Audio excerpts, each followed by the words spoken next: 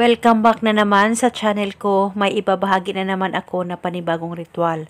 At kung bago lamang napadaan ay huwag niyo pong kalimutang mag-subscribe at pindutin ang notification bell para palagi kayong updated sa mga bago kong videos.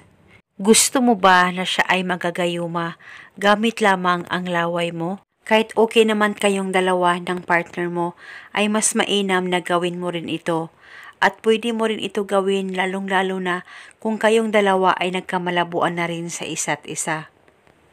Basta gawin itong ritual na buo ang loob at tiwala mo.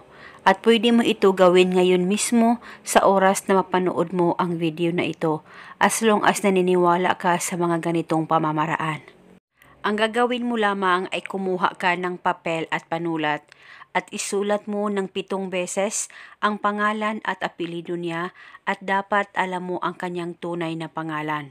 At pagkatapos mo nang masulat ito, ay lagyan mo lamang ng kaunting laway mo at ipahid mo lamang ang laway mo sa pangalan at apelyido niya.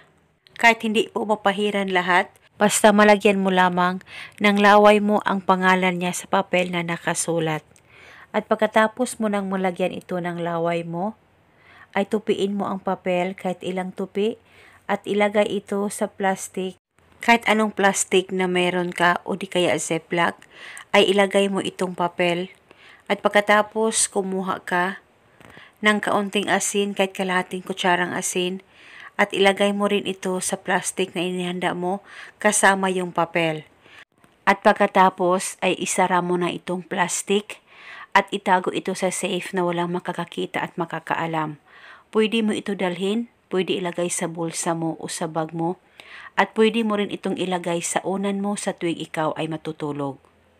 At wala na po kayong kailangan pang banggitin o ibulong na spell, basta gawin itong ritual na tama ang pagkagawa mo. At itago ito hanggang kailan mo gusto.